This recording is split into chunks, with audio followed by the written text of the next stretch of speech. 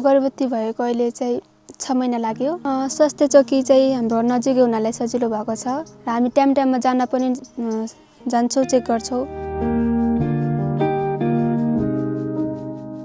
बिहे गर्ने अघि चाहिँ मलाई थाहा थिएन यस्तो जोखिमहरू हुन्छ अनि चेक जाँच गर्नुपर्छ, खोपहरू लगाउनुपर्छ अनि थाहा थिएन। अहिले चाहिँ खोपहरू लगाउनु पर्ने रहेछ, चेक जाँच गर्नुपर्ने रहेछ, जोखिमहरू हुने रहेछ भन्ने थाहा पाइयो। 10 छोरा 5वटा छोरी घरमा आउने सिकाउने के दबाई खान्छ भन्छन् थाहा छैन। हामी त केही नै जति भगवानले दियो उति। सबै छोरा छन्, एउटा छोरी, त्यति हो। अरू सब आएको।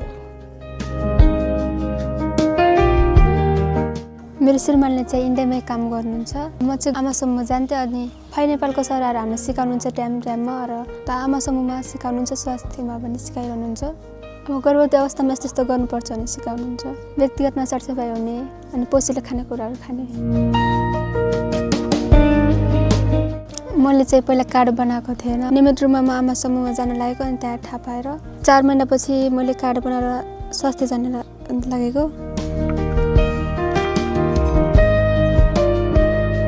स्वास्थ्य सेवामा जन्मियो, राम्रो जन्मियो। हामी धेरै खुसी छौँ। जन्मिसकेपछि 3 दिनमा आउनुभयो, खोप लगाउनु पर्छ भन्नुभयो, लगाउनु भयो। राम्रो लागेको छ। हँसिलो भन्छ। नाति जन्मेको छ पहिले सुरुमा।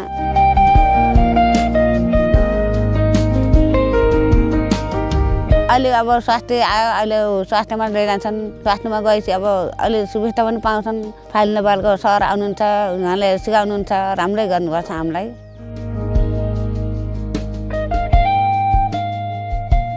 अब नजिकमा हुनाले समयमा खोजी खबरी पाइयो।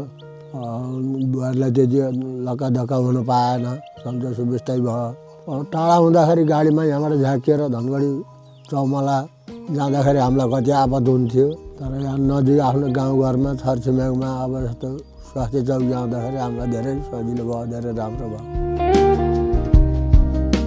पहिला 20 जना गर्भवती हुनुहुन्थ्यो भन्दाखेरि गाउँघरमा अब यता आउने 4-5 जना मात्रै, त्यही पनि धौ गरेर स्वयंसेविकाले जबरजस्ती पठाउनुहुन्थ्यो। अब हामीहरू पनि आमा समूहको मिटिङमा भयो अनि त्यसपछि अघिपछि पनि गइरहेको थियौँ। त्यतिखेर धौ गरी आउनुहुन्थ्यो भन्दाखेरि अहिले त्यस्तो छैन। अहिले त 100% 100% भने पनि भयो।